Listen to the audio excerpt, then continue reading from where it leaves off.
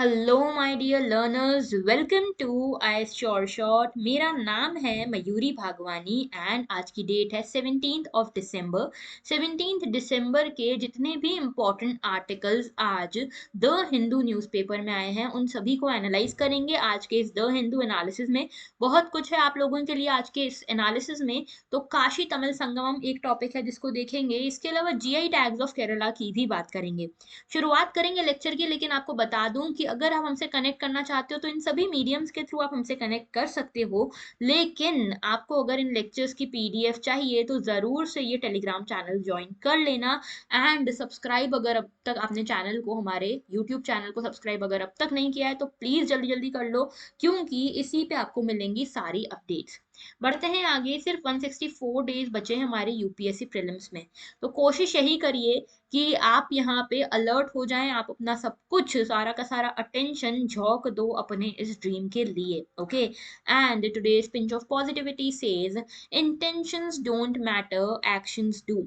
आप कितना ही क्या इंटेंड करते हो, क्या चाहते हो, कितने बड़े ड्रीम हैं, फर्क नहीं पड़ता जब तक आप उसके लिए एक्ट नहीं करते। तो एक्ट करिए, एक्ट करिए यानी कि एक्शन लीजिए। अगर आपको लगता है कि आपको ये ड्रीम यूपीएससी का पूरा करना है तो उस तरह से पढ़ना पड़ेगा, अपने आप को झोंकना पड़ेगा, परसीवरेंस दिखाना पड़ेगा। ओके, तो अपने इंटेंशंस के साथ में अपने एक्शंस को भी साथ लेते लेते चलो। ओके, चलिए बढ़ते हैं आज के पहले आर्टिकल की तरफ, which is from the first page of the Hindu. Okay, culture से आप इस टॉपिक को रिलेट कर सकते हो, आर्ट एंड कल्चर हमारा पेपर वन का टॉपिक है। ठीक है, इसमें काशी तमिल संगमम की बात की हुई है।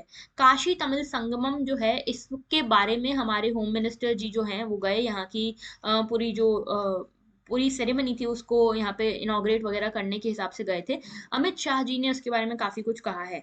तो ये जो पूरा काशी तमिल संगमम है ना, ये 17 नवंबर से शुरू हुआ था ये सेरेमनी, और अब जाके 16 दिसंबर को ये एंड हुई है। तो इसी को यहाँ पे खत्म करने, इसी का पूरा ये खत्म, जो पूरा काशी तमिल संगमम था इसको पूरी तरह से अच्छे से फेयरवेल के हिसाब से ये एक पूरा यहाँ पे एक कार्यक्रम रखा गया था, उसमें हमारे होम मिनिस्टर जी पहुंचे और काशी तमिल संगमम को बोला कि ये जो है काशी तमिल संगमम बेसिकली एक कल्चरल रेनेसा की कोशिश है।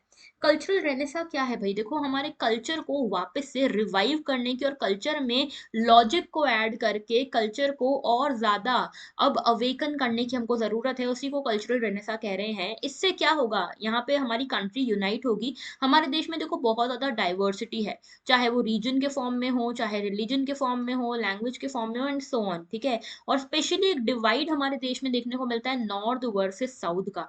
तो ये नॉर्थ वर्सेस साउथ का डिवाइड खत्म हो, अलग अलग लैंग्वेजेस के बीच में कनेक्ट स्टैब्लिश हो, इसके लिए ये 30 डे इवेंट था। और इसकी क्लोजिंग सेरेमनी में होम मिनिस्टर जी गए थे। 2500 विजिटर्स यहाँ पे अलग अलग जगह से आए थे, लाइक तमिलनाडु से स्पेशली आए थे वाराणसी में। ठीक है, तो काशी जो है, काशी का दूसरा नाम है वाराणसी, आप लोग सभी जानते हो। ये कहाँ पे आता है? यूपी में आता है। और तमिलनाडु से यहाँ पे कई सारे लोग आए थे, एक दूसरे के कल्चर्स को समझने की कोशिश हुई है इस काशी तमिल संगमम में।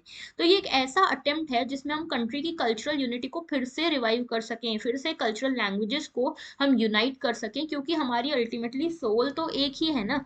और इसी के लिए नेशनल एजुकेशन पॉलिसी का भी यहाँ पे जिक्र हुआ, मेंशन हुआ कि नेशनल एजुकेशन पॉलिसी में हमने मदर टंग का एक प्रोविजन रख दिया है कि मदर टंग जो है that can be the medium of instruction. इससे क्या हो रहा है, हम सभी लैंग्वेजेस को जोड़ना चाह रहे हैं। ओके, जैसे आदि शंकराचार्य जी ने क्या किया था, आदि शंकराचार्य ने तमिलनाडु से थे ये, और इन्होंने यात्रा करी थी पूरी कश्मीर तक की। ठीक है, तो यहाँ पे काशी तक ये आए थे, और काशी में इन्होंने कई सारे अपने, बोलते हैं ना एक जन्म भूमि होती है, एक कर्म भूमि होती है। तो जन्म भूमि इनकी साउथ थी और कर्म भूमि इनकी नॉर्थ इंडिया थी आदि शंकराचार्य जी की। तो उनका भी मेंशन यहाँ पे पाया जाता है। ठीक है, तो ये सारे मेंशन जो है ना हमारे लिए इंपॉर्टेंट हो जाते हैं एग्जाम पर्सपेक्टिव से। तो देखो भाई, बेसिकली ये है क्या, काशी तमिल संगमम है क्या? काशी यानी कि ये है यूपी का जो वाराणसी वाला रीजन है उसको काशी कह रहे हैं। और काशी आपको पता है हमारे देश में काफी इंपॉर्टेंट कल्चरल कैपिटल की तरह काम करता है। ओके, इसी के अलावा तमिलनाडु में कई सारे रीजन हैं जहाँ पे कई सारे कल्चरल सिग्निफिकेंस के लोकेशन हैं। अब हमारे देश में नॉर्थ वर्सेस साउथ का जो डिवाइड है उसको काउंटर करने के लिए, उस गैप को फिलअप करने के लिए हमने ये संगमम रखा। ये संगमम यानी कि आपको पता होगा एक संगम मीटिंग हुआ करती थी मदुरई के आसपास, तमिलनाडु के आसपास, साउथ में। ठीक है, पहले बहुत पहले संगम पीरियड के टाइम पे, संगम लिटरेचर पीरियड के टाइम पे, वैसे यहाँ पे एक संगमम रखा गया, यानी कि एक यूनियन, एक मीटिंग रखी गई काशी और तमिलनाडु की। तो बेसिकली तमिलनाडु के कई सारे विजिटर्स ने काशी में विजिट किया और यहाँ पे यहाँ के कल्चर को, अपने कल्चर को सबने एक दूसरे के साथ शेयर किया। ओके, तो इसके पीछे कल्चरल सिग्निफिकेंस, एक हिस्टोरिकल सिग्निफिकेंस मानी जाती है। माना यह जाता है कि मदुराई के आसपास एक राजा हुआ करते थे, किंग पराक्रम पांड्या, 15 सेंचुरी में, ठीक है। उनको चाहिए था, वो चाहते थे कि लॉर्ड शिवा का टेम्पल वो बनाए। ओके, तो लॉर्ड शिवा का टेम्पल वो चाहते थे मदुराई में बनाए, और उसके लिए वो काशी गए। काशी से एक शिवलिंग, एक लिंगम लेकर आना चाहते थे। लेकर आ ही रहे थे, लेकिन बीच में वो रास्ते में रुके तमिलनाडु के आसपास, और वहां पे उन्होंने वो लिंगम वापस उठवाया, लेकिन वो उठ नहीं रहा था। तो उनको लगा कि चलो भगवान की इच्छा यही है कि यहीं पे स्टैब्लिश कर दूं मैं, लॉर्ड की विश यही है, तो इसी को यहीं स्टैब्लिश कर दूं शिवलिंग को। और वहां पे उन्होंने स्टैब्लिश कर दिया तमिलनाडु में, पराक्रम पांड्या जो किंग थे उन्होंने, और उस जगह का नाम हो गया शिव काशी। ठीक है, शिव काशी आज की डेट में बहुत फेमस है। यहीं पे आप देखते हो ना, जितने भी दिवाली पे फटाके जलाते हो क्रैकर्स यहीं से आते हैं। ठीक है, तो देखो ये जो डिवोटीज थे, ये डिवोटीज काशी जाकर यहाँ पे प्रॉपरली पूजा नहीं कर पा रहे थे लॉर्ड शिवा की, तो इन्होंने अपने यहाँ पे एक काशी विश्वनाथन टेम्पल बना दिया, जिसका नाम तेनकासी वाले रीजन में पड़ता है आज के टाइम पे, और ये तमिलनाडु केरल की बॉर्डर पे है। ठीक है, तो ये कल्चरल सिग्निफिकेंस है। अब काशी तमिल संगमम जो है, ये बेसिकली मनाया इसलिए गया कि यहाँ पे सेलिब्रेट कर सके हम हिस्टोरिकल एंड सिविलाइजेशनल कनेक्शंस को। इंडिया के नॉर्थ और इंडिया के साउथ को हम कनेक्ट कर सकें, सिविलाइजेशंस को कनेक्ट कर सकें, और इनके बीच का जो रिलेशनशिप है उसको फिर से हम स्ट्रॉन्ग कर सकें। ओके, इसके साथ में एक ब्रॉडर ऑब्जेक्टिव ये भी था कि यहाँ पे दो नॉलेज एंड कल्चरल ट्रेडिशन है। ठीक है, नॉर्थ और साउथ के जो अलग अलग कल्चरल ट्रेडिशन है, नॉलेज है, उनको हम शेयर कर सकें, अपने हेरिटेज को शेयर कर सकें, पीपल टू पीपल बॉन्ड बना सकें। इसके अलावा इसमें कौन कौन से मिनिस्ट्रीज इन्वॉल्व है, तो देखो मिनिस्ट्री ऑफ एजुकेशन यहाँ काम कर रहा है, क्योंकि नेशनल एजुकेशन पॉलिसी से रिलेटेड भी काम है, तो मिनिस्ट्री ऑफ एजुकेशन है। साथ में culture, textiles, railway, tourism, food processing, information broadcasting, ये सभी मिनिस्ट्रीज काम कर रही है along with the government of UP, Uttar Pradesh. Okay, तो ये काशी तमिल संगमम हुआ काशी में है, और आए यहाँ पे तमिलनाडु के लोग हैं। ओके, अब देखो ये जो एंडेवर है, इसको सिंक में रखा गया है नेशनल एजुकेशन पॉलिसी के, क्योंकि इस नेशनल एजुकेशन पॉलिसी में लैंग्वेज का बहुत ध्यान रखा गया है कि नॉर्थ और साउथ के बीच में डिबेट फिर से ना हो जाए। तो इंडियन नॉलेज सिस्टम को इंटीग्रेट करने की बात हुई है मॉडर्न नॉलेज सिस्टम के साथ। इसी के लिए आईआईटी मद्रास और बनारस हिंदू यूनिवर्सिटी दोनों जो है वो यहाँ की इम्प्लीमेंटिंग एजेंसी है। ओके, समझ गए? तो काशी या फिर बनारस या फिर वाराणसी, ये एक ही चीजें हैं, है ना, ये एक ही है। अगर जिनको नहीं पता उनको बता दूं। बढ़ते हैं आगे। नेक्स्ट हमारा जो इशू है that is about the traditional rice varieties and climate resilient crops. तो इसको आप एनवायरमेंट एंड एग्रीकल्चर से जोड़ सकते हो, पेपर 3 से रिलेटेड है ये। ओके, अच्छा, ये वायनाड राइस फेस्टिवल यहाँ पे हुआ। ठीक है, वायनाड राइस फेस्टिवल हुआ, और इस वायनाड राइस फेस्टिवल में राइस की जो ट्रेडिशनल वेराइटीज हैं उनको उनको यहाँ पे प्रमोट किया गया, उनको यहाँ पे बेसिकली कंजर्व करने के हिसाब से प्रमोट किया गया, और उनको बताया गया as a climate resilient crop. तो देखो हुआ क्या है, हुआ कुछ यूं है कि वयनाड जो केरला के आसपास यहाँ पे वयनाड लोकेशन पड़ती है, वहां पे एक ऑर्गेनाइजेशन है, नाम है इस ऑर्गेनाइजेशन का थनाल। इन्होंने एक कंजर्वेशन एक्सपेरिमेंट किया। इन्होंने 300 क्लाइमेट रेजिलिएंट जो वेराइटीज हैं राइस की, उनको उगाया 1.5 एकड़ वाले लैंड में, और कुछ कुछ इनको रिजल्ट्स मिले। रिजल्ट्स इनको मिले कि भाई ये वाली जो वेराइटीज हैं, traditional varieties, they are very much important and very much climate resilient, यानी कि हार्श कंडीशन में भी ढंग से इनको पानी नहीं दिया जाए, हार्श कंडीशन में भी ये काफी अच्छे से ग्रो करती हैं। ओके, प्रोडक्टिविटी भी अच्छी है, यील्ड भी अच्छी है। ओके, वैसे क्या होता है ना, एक मिथ जुड़ गया था ट्रेडिशनल वेराइटीज के साथ कि इसकी प्रोडक्टिविटी कम है, यील्ड कम है, लेकिन देखा गया कि नहीं, यील्ड अच्छी है, प्रोडक्टिविटी अच्छी है। ठीक है, और अभी क्या होता है ना, अभी हम हाइब्रिड वेराइटीज यूज कर रहे हैं, जो ट्रेडिशनल है उसके साथ मॉडर्न मिला के अब हम उसको ऐसे यूज कर रहे हैं। लेकिन हाइब्रिड वेराइटी में क्या है, अभी हम देखते हैं कि न्यूट्रिशन की कमी है, तो न्यूट्रिशन ऐड ऑन करने के लिए हमको अलग से फोर्टिफिकेशन करना पड़ता है ना, फोर्टिफिकेशन यानी कि अलग से बाहर से न्यूट्रिएंट ऐड करने पड़ते हैं। लेकिन ट्रेडिशनल वेराइटी जो है, इसमें आप देखोगे जो ट्रेडिशनल राइस वेराइटीज हैं, इसमें ब्लैक राइस हो गया या जो भी राइसेस हैं, अभी बात करेंगे उसकी, तो उसमें जिंक, आयरन और अदर न्यूट्रिएंट्स ऑटोमेटिकली अवेलेबल हैं, सारे मिनरल्स ऑटोमेटिकली अवेलेबल हैं, तो उसमें कोई फोर्टिफिकेशन की भी जरूरत नहीं है। तो why are we not using a traditional rice? Okay, तो राइस कल्टीवेशन हमको करना चाहिए, क्योंकि ये पेस्ट रेजिलेंट भी है और डिसीज रेजिलेंट भी है, मतलब इनको आसानी से पेस्ट और डिसीज नहीं लगता। ओके। तो ये पूरा मुद्दा था। तो इस फेस्टिवल में, इस फेस्टिवल का नाम था इक्की झत्रे, ठीक है, Ikki Jatre festival of rice in tribal prevalence. Okay. तो यहाँ पे जो ट्राइबल कल्चर है, ट्रेडिशनल कल्चर है, वहाँ पे जो राइस ट्रेडिशनली उगती थी उसी को कंजर्व करने के लिए ये पूरा फेस्टिवल रखा गया था। ओके। तो बात कर लेते हैं ये राइस की, ट्रेडिशनल वेराइटी ऑफ राइस की, ठीक है। तो ट्रेडिशनल वेराइटी ऑफ राइस में आप देखते हो ये अलग अलग तरीके की, देख रहे हो, अलग अलग तरीके की राइस आपको देखने को मिल रही है। कुछ ब्लैक राइस है, कुछ कैसी है, ठीक है। तो इंडिया में कई सारी फोक वेराइटीज हैं। ये किसकी बात हो रही है? राइस की कई सारी फोक वेराइटीज हैं, जैसे अथिकाराया है, दूधसर है, कयमे है, नीलम सांबा है, श्रीहति है, महाराजी है, भेजरी। ये सब फोक मेडिसिन की तरह भी यूज होती है, ठीक है। तो यहाँ पे कहा ये जाता है कि ये जो फोक राइस है, ट्रेडिशनल राइस है, ये फोक मेडिसिन की तरह यूज होती है जो लैक्टेटिंग वुमेन है उनमें मिल्क प्रोडक्शन को एनहांस करने के लिए। ओके। इसके अलावा जो दूसरी ट्रेडिशनल वेराइटीज हैं जैसे कि कैलाश, दूधे बोल्टा, भूत मोरी, ये जो है ये आयरन में रिच है। ओके। और ये डाइट में दिया जाता है मदर्स को to treat anaemia, which is very very important, कि एनीमिया को ट्रीट करना बहुत इंपॉर्टेंट है। और ऐसे में हमारा ट्रेडिशनल वेराइटी काम आ रही है।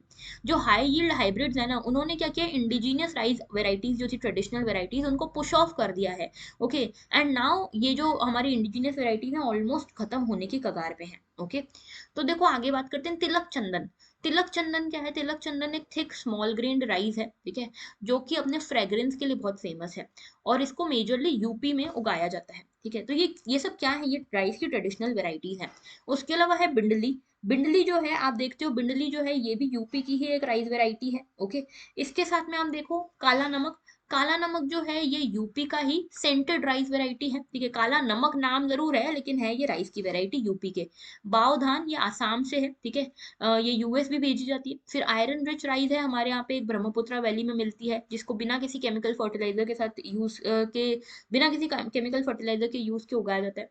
नॉर्थ ईस्ट की 7 वेराइटीज है। मेघालय की लकांग है, चिंगफोरेल है, मिनुई खमई है, कमेन का पेयू है, वेनाम है, थेकरूला है और कोयाजांग है। इसमें बस थोड़ा थोड़ा नाम याद रखना, ठीक है। ये तो leaf and neck blast disease से भी रेजिस्टेंट है।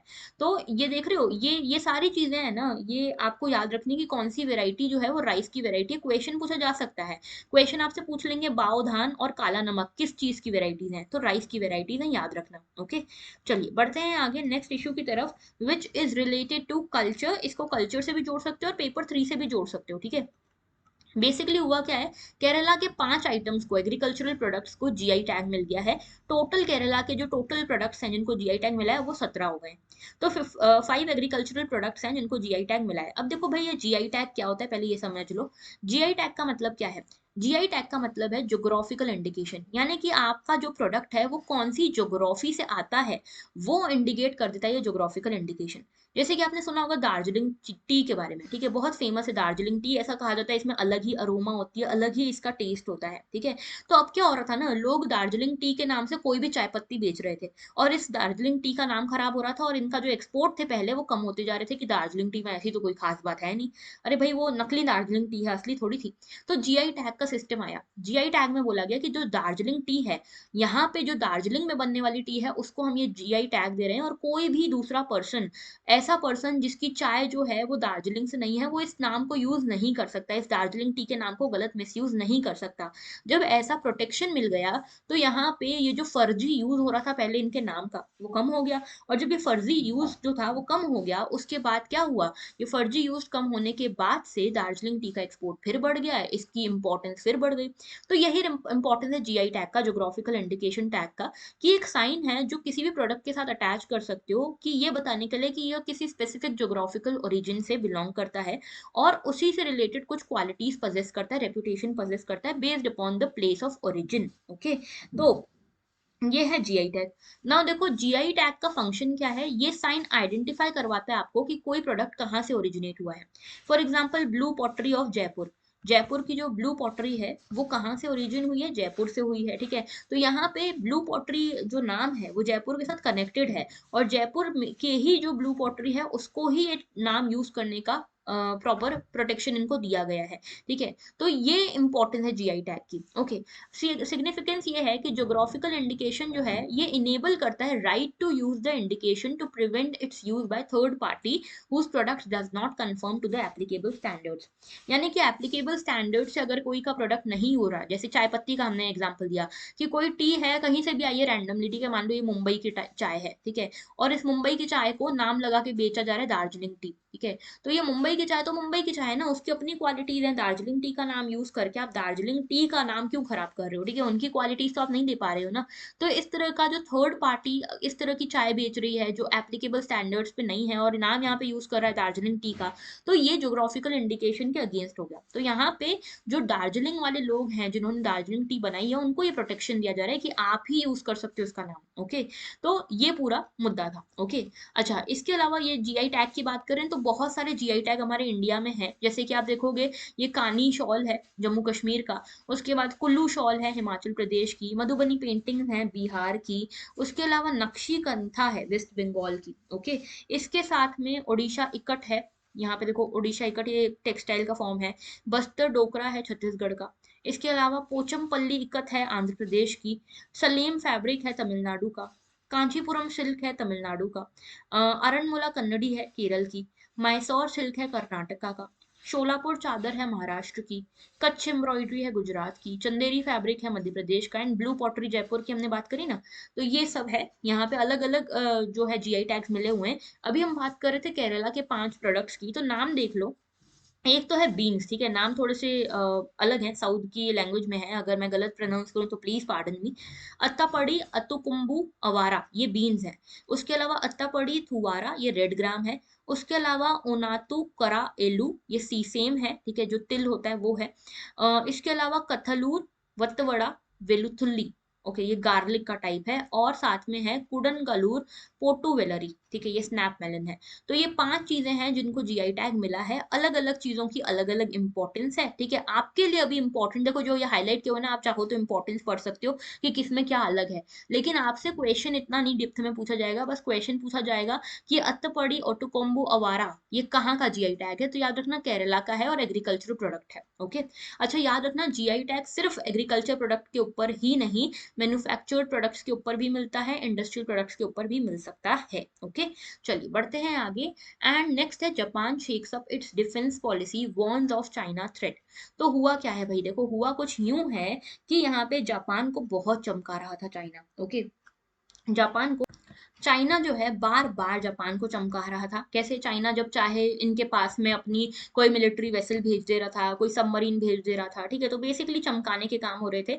और चाइना ऐसा सिर्फ जापान के साथ नहीं, इंडिया के साथ भी कोशिश करता रहता है। यहाँ पे जैसे इंडिया और यूएस की अभी मालाबार एक्सरसाइज होने वाली थी, ठीक है, लद्दाख के आसपास, तो चाइना ने क्या किया, वहां पे जाके अपनी कोई मिसाइल बिठा दी, ठीक है, बेसिकली चमकाने के हिसाब से। तो हम तो चमके नहीं और जापान भी नहीं चमक रहा। जापान का पता है ये भी लोग फायदा भी बहुत उठाते हैं कि वर्ल्ड वॉर 2 के बाद क्या हुआ ना, वर्ल्ड वॉर 2 के टाइम पे जापान के बेचारों की क्या हालत हुई थी, न्यूक्लियर बॉम्ब गिरा दिया, एटम बॉम्ब वगैरह गिरा दिया गया था। तो यहाँ पे हिरोशिमा नागासाकी वाला जो अटैक हुआ था, उसके बाद से जापान ना थोड़ा सा शांत हो गया, ठीक है। मतलब इनका जो नया कॉन्स्टिट्यूशन बना वर्ल्ड वॉर 2 के बाद, उन्होंने बोला कि भाई हमको किसी से लड़ाई झगड़ा नहीं करना, हमको मिलिट्री वगैरह के नाटक नहीं करने, ठीक है। तो हर कोई ना फिर क्या करता था, जापान को वीक समझने लग गया, स्पेशली चाइना। तो यहाँ पे मिलिट्री जो लिमिट्स हमने लगा, मिलिट्री लिमिट्स जो यहाँ पे जापान ने अपने ऊपर लगा दी थी, वो वो यहाँ पे जापान के लिए ही एक प्रॉब्लम बन गई, ठीक है। तो जापान ने अभी, जापान की गवर्नमेंट ने बोला कि भाई अब तो हम ना मेजर डिफेंस पॉलिसी ला रहे हैं, अब हम डिफेंस पॉलिसी भी लाएंगे और डिफेंस में स्पेंडिंग को अपने हाइक भी करवाएंगे, बढ़ाएंगे भी। And that is going to be the greatest challenge for China. China जो है अपने आप में ग्रेटेस्ट चैलेंज है सभी के लिए, सिक्योरिटी के लिए सभी की। लेकिन यहाँ पे जो जापान है उन्होंने बोला बस बहुत हो गया, अब हम डिफेंस की अपनी अलग पॉलिसी लाएंगे, अब हम भी खर्चा करेंगे अब डिफेंस में। ओके, तो ये पूरा मुद्दा था। नाउ प्राइम मिनिस्टर ने ये भी कहा यहाँ के कि अब है ना, हम बहुत हो गया, अब हम मिशन लेकर आएंगे अपना, अपनी बॉर्डर्स को, अपनी नेशन को यहाँ पे प्रोटेक्ट करने के लिए। एंड यहाँ पे देखो जो यहाँ की जनता भी है ना, जो यहाँ के सिटीजन है, वो भी यहाँ पे गवर्नमेंट के साथ खड़े हैं कि ठीक है हम भी आपके साथ खड़े हैं, हम भी अब किसी की नहीं सुनेंगे, ठीक है। तो यहाँ पे जैसे रशिया था, रशिया ने इन्वोक किया था यूक्रेन को, तो यहाँ पे वैसे ही कुछ कुछ सेम सिचुएशन सी लग रही है। तो जापान ने बोला बस बहुत हो गया, अब हम नहीं रुकेंगे। लेकिन यहाँ पे जो पोस्ट वॉर कॉन्स्टिट्यूशन बना है वो इसको सपोर्ट नहीं करता है। तो बीजिंग को बार बार ये कह रहा है, जापान चाइना को कह रहा है कि चाइना जो है ना सबका जीना खराब करके रखा है इन्होंने, ठीक है। और यहाँ पे इंटरनेशनल कम्युनिटी की पूरी परेशान है, ये बहुत सीरियस कंसर्न बन गया चाइना सभी की सिक्योरिटी के लिए। तो इसको आप इंटरनेशनल रिलेशन से आप इसको कनेक्ट कर सकते हो। अच्छा, अब देखो जापान का जरा मैप देख लो। मैप में आप देखते हो कि जापान के 4 आइलैंड है, ठीक है, 4 आइलैंड भी याद रखना, ठीक है, क्वेश्चन पूछा जा सकता है यूपीएससी में। होकाइडो, होन्शु, क्यूशु, शिकोकू, ठीक है। Hokkaido, Honshu, Shikoku, Kyushu. यहाँ पे जो ये ओसाका, टोक्यो, ये सारे जो मेजर आइलैंड है ना, मेजर जो सिटीज हैं, वो यहाँ पे होन्शु वाले आइलैंड पे बेस्ड है। इसके अलावा इधर साइड पे आता है, इसके ईस्ट वेस्ट में आता है सी ऑफ जापान, ओके, या फिर इसको ईस्ट सी भी बोलते हैं। उसके अलावा north Pacific ocean, okay, north Pacific ocean की यहाँ पे बात की है। ऑलराइट, बात करते हैं आगे। तो देखो नेक्स्ट हमारा इशू है जो एनर्जी से रिलेटेड है। India likely to post highest percentage rise in coal use. तो हो कुछ यूं रहा है कि एक तरफ तो हम क्लाइमेट चेंज को रोकने के लिए बड़े सारे वादे कर रहे हैं, लेकिन भैया देखो प्रैक्टिकल रियलिटी तो ये है कि अभी हम डेवलपिंग कंट्री हैं, हमारे पास वर्ल्ड की सबसे ज्यादा पॉपुलेशन है, और ऐसे में हमें अपना डेवलपमेंट भी देखना है, तो हमें उसके लिए एनर्जी यूज तो करनी पड़ेगी ना, और उसके लिए कोल यूज हमारा बढ़ने वाला है, ये कहना है। यहाँ पे एक रिपोर्ट आई है उसका। तो इंटरनेशनल एनर्जी एजेंसी ने ये रिपोर्ट निकाली है जिसमें कह रहे हैं कि इंडिया जो है सबसे लार्जेस्ट परसेंटेज में इंक्रीज करने वाला है अपने कोल यूज में, ठीक है। तो ग्लोबली सभी कंट्रीज जब जितना जितना कोल यूज बढ़ाने वाली है, घटाने वाली है, उसमें सबसे ज्यादा जो परसेंटेज इंक्रीज होने वाला है वो इंडिया के केस में होने वाला है। और इसके अलावा देखो चाइना पहले टॉप पे था, अब चाइना सेकंड नंबर पे आ गया, इंडिया फर्स्ट नंबर पे आ गया, ठीक है, in terms of energy usage also, okay. तो यहाँ पे मुद्दा ये है कि इंडिया जो है अपना जो ये कोल यूसेज है वो 7% से इंक्रीज कर सकता है पिछले साल के मुकाबले आने वाले साल में, ओके। इसके बाद यूरोपियन यूनियन है जो 6% से इंक्रीज कर सकता है, चाइना है, तो सब अलग अलग तरीके से कोल फायर्ड पावर जनरेशन को इंक्रीज कर सकते हैं, specially China and India, okay, क्योंकि यहाँ पे डिमांड बहुत स्ट्रॉन्गर है, ओके। अच्छा, इसके अलावा जो यूरोपियन कंट्रीज हैं वो कह रही हैं कि हम स्विच करेंगे natural gas, hydro power generation, इन सब की तरफ। लेकिन देखो समझने वाली बात ये है कि ये एक तरह से बैड न्यूज भी तो है ना प्लैनेट के लिए। बैड न्यूज कैसे है ये प्लैनेट के लिए? क्योंकि अल्टीमेटली इस चक्कर में क्लाइमेट चेंज भी तो होगा ना, अगर आप इतना ज्यादा कोल यूज करोगे, फॉसिल फ्यूल यूज करोगे, तो CO2 एमिशन होगा। और इस चक्कर में अभी देखो ग्लोबल कोल डिमांड जो है वो इंक्रीज होने वाली 1.2% से इस साल में, ओके। और इतना बहुत इनफ है सभी सभी टाइम का ऑल टाइम हाई होने के लिए 8 बिलियन टन जो है सिंगल ईयर में यूज होगा कोल, ओके। और ये जो है रिकॉर्ड है सिंस 2013। और इसमें इसके कारण बहुत बड़ा यहाँ पे इशू हो सकता है क्लाइमेट चेंज का, क्योंकि कार्बन डाइऑक्साइड एमिशन तो बहुत होने वाला है। तो ये है पूरा मुद्दा ना। कोल की बात करें तो देखो कोल जो है मोस्ट इंपॉर्टेंट फॉसिल फ्यूल आता है, ठीक है। ये सॉलिड कार्बन रिच मटेरियल है जो कि ब्राउन या ब्लैक कलर में होता है, स्ट्रेटिफाइड सेडिमेंट्री डिपॉजिट से बनता है, याद रखना बहुत इंपॉर्टेंट है, ठीक है। फॉसिल फ्यूल है और सेडिमेंट्री डिपॉजिट से ये बनता है, ठीक है। कोल जो है नेचुरल रिसोर्स भी है, सोर्स ऑफ एनर्जी है। और ये कोक का जब आप प्रोडक्शन करते हो ना, कोक का मेटलर्जिकल प्रोसेस से आप जब प्रोडक्शन करते हो वहां पे कोल बनता है। तो कोल जो है एनर्जी का एक मेजर यूज बन जाता है इलेक्ट्रिकल पावर और स्टीम जनरेशन वगैरह के साथ, ठीक है। एडिशन में आप देखोगे तो गैसिफिकेशन, लिक्विफिकेशन होता है कोल का, जिससे gaseous and liquid fuels generate होते हैं, जिसको आप पाइपलाइन वगैरह के थ्रू ट्रांसपोर्ट कर सकते हो, ओके। चलिए अब दूसरी बात करते हैं कि कहाँ मिलता है भाई कोल। तो इंडिया में देख रहे हो मेजरली कोल जो है ना वो यहाँ मिलता है, छोटा नागपुर प्लेट्यू आता है यहाँ पे, ठीक है, छोटा नागपुर प्लेट्यू झारखंड छत्तीसगढ़ के आसपास। तो ये छोटा नागपुर प्लेट्यू के आसपास यहाँ मिलता है, देख रहे हो यहाँ पे छत्तीसगढ़, मध्य प्रदेश, महाराष्ट्र का कुछ रीजन है। उसके अलावा यहाँ पे मोस्टली ओडिशा वाला रीजन है, ठीक है, ओडिशा, छत्तीसगढ़, वेस्ट बंगाल वाला, झारखंड वाला रीजन है। तो ये छोटा नागपुर प्लेट्यू के आसपास, उसके अलावा यहाँ नॉर्थ ईस्ट में मेघालय के आसपास और ऊपर जम्मू कश्मीर के आसपास यहाँ पे कोल रिजर्व हमको मिलते हैं, ठीक है। कुछ कुछ तमिलनाडु और गुजरात के पास में भी है। नाउ इंडिया में बात करें कोल इंडिया में कितना है, तो इंडिया में देखो 1774 में पहली बार कोल माइन किया गया था, ईस्ट इंडिया कंपनी ने किया था, रानीगंज कोल्ड फील्ड में, ठीक है, कोल फील्ड में जो दामोदर वैली के पास में पड़ती है। अच्छा, इसके अलावा इंडिया में आज की डेट में 5th लार्जेस्ट कोल रिजर्व्स मिलते हैं, और इंडिया सेकेंड लार्जेस्ट प्रोड्यूसर है कोल का in the whole world after China, ठीक है। तो ये डाटा बहुत इंपॉर्टेंट है, इसको आप लोगों में से कई सारे लोगों की क्वेरी आ रही थी कि ज्योग्राफी में जो ये टॉपिक है ना हमारा रिसोर्सेज वाला, ठीक है, रिसोर्सेज कहाँ पे मिलेंगे, कैसे मिलेंगे, वो टॉपिक के लिए यहाँ पे मैंने ये बेसिकली डाटा दिया, तो इसको आप अपने इंट्रोडक्शन वगैरह में यूज कर सकते हो, ओके। चलिए इसके अलावा देखो कोल की बात कर रहे हैं तो कुछ टाइप्स होते हैं कोल के, जैसे एक होता है पीट, ठीक है। इसको आप हीट और प्रेशर दोगे बनेगा लिग्नाइट, फिर और प्रेशर दोगे ब्यूटिमिनस, फिर और दोगे प्रेशर तो एंथ्रासाइट। ओके, तो इसको पीट तो एक तरह से कोई कोल नहीं है, इसमें सबसे ज्यादा मॉइस्चर कंटेंट रहता है और सबसे कम हीट रहती है। लिग्नाइट जो है इसमें मॉइस्चर कंटेंट कम है लेकिन हीट बढ़ती है, ठीक है, ब्राउन कोल बोलते हैं। ब्यूटिमिनस में और हीट बढ़ती है, ठीक है, इसको सॉफ्ट कोल बोलते हैं। और एंथ्रासाइट में सबसे ज्यादा कार्बन कॉन्टेंट होता है। तो पीट जो है कुछ नहीं है, डिकेड प्लांट है, ठीक है, स्वैम्प वगैरह है। उसके अलावा लिग्नाइट जो है इसमें high heat content, low heat content, low sulphur content होता है, ठीक है, लिमिटेड सप्लाई होती है। ब्यूटीमिनस जो है एक्सटेंसिवली यूज किया जाता है फ्यूल के फॉर्म में, काफी अच्छा हीट कंटेंट इसमें है, सल्फर कंटेंट भी अच्छा है। और सबसे अच्छा होता है एंथ्रासाइट, जो सबसे ज्यादा डिजायरेबल फ्यूल भी है क्योंकि सल्फर कंटेंट कम है लेकिन हाई हीट कंटेंट है। ओके, तो यहाँ पे गोंडवाना कोल जो है, अराउंड 98% जो है इंडिया का कोल वो गोंडवाना टाइम्स का है, ठीक है, which was form 250 million years ago. इसके अलावा टर्शरी कोल या लिग्नाइट जो है वो यंगर एज का है, ओके, जो 50 से 60 मिलियन ईयर्स अगो ही बना है।